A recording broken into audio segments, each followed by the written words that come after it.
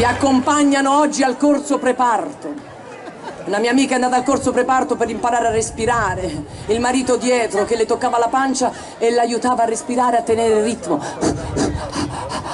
E io lo faceva dentro un orecchio.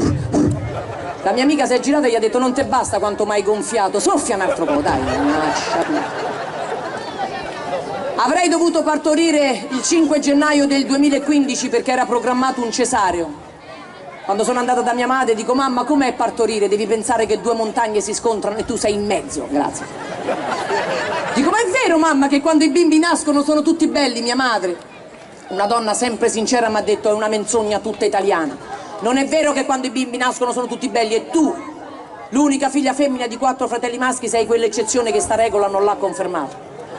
Ma perché, com'ero? Mia madre si girò mia zia quando io nacqui, gli dissi: zia, com'è? Mia zia guardò nella culla, guardò mia madre e gli disse: si farà.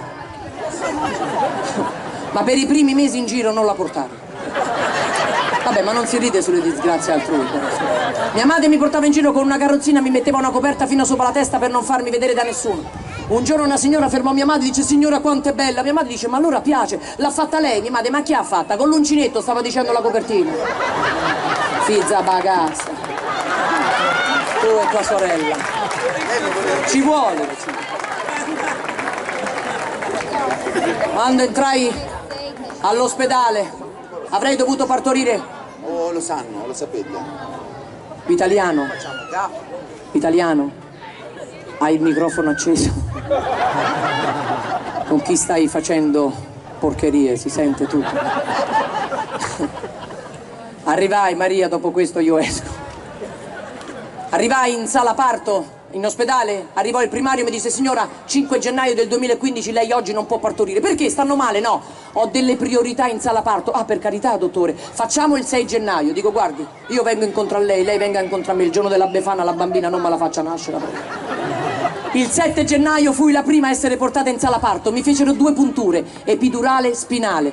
Mi sentivo leggera finalmente. Arrivò il chirurgo, tagliò, uscì per prima Carlotta, poi uscì Lorenzo. La preoccupazione di una mamma: stanno bene? Sì, stanno bene. Li portiamo in pediatria, li portano in pediatria per lavarli, per visitarli, e a me con la brandina mi misero a sinistra della sala operatoria e se ne andarono tutti e mi lasciarono sola.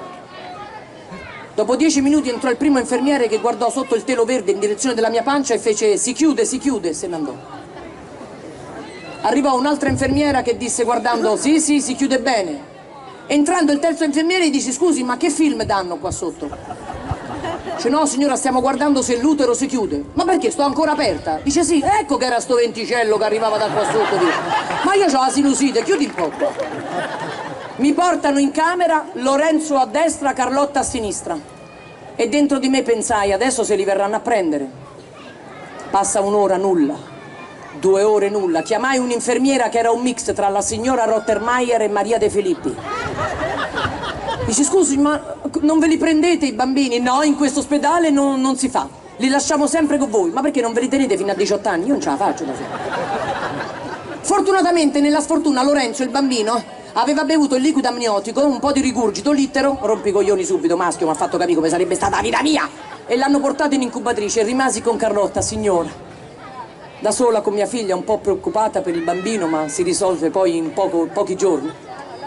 Avevo un corredo fatto nuovo, una bella camicia di notte comprata OVS di flanella, vestaglia di flanella, pure la ciabatta di flanella. Pensavo gennaio farà freddo, un caldo dentro a sto ospedale. Volevo tagliare tutto, feci tagli da dove. Una sola preghiera feci io nella mia vita. Pensavo: quando un giorno diventerò mamma, ho poco seno, ti prego, fammi avere un po' di seno, perché pensavo che poco seno corrispondesse a poco latte, ma non è vero. Ci sono donne che hanno un seno così, il latte non arriva, invece io, sarà stata la camicia di notte di flanella. L'emozione, alle 3 di notte mi si alzarono le ascelle e sentii un profumo di viola pensando fosse arrivato Padre Pio.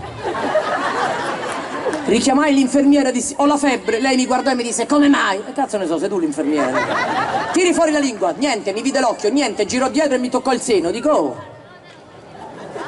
ma che buona botta.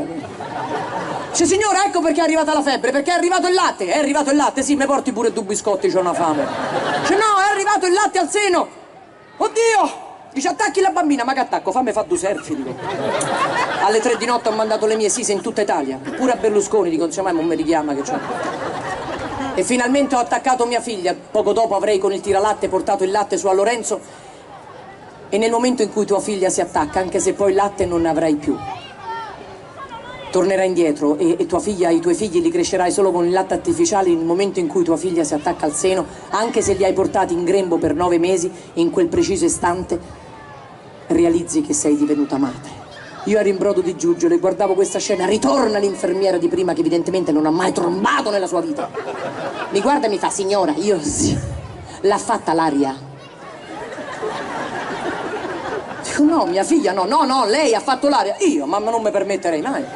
Va bene che gli artisti si danno le arie, ma se le danno nel momento opportuno. La deve fare. Ma che sei tu se io devo fare l'aria? Scusa. Signora, se lei non la fa qui si muore. Oddio!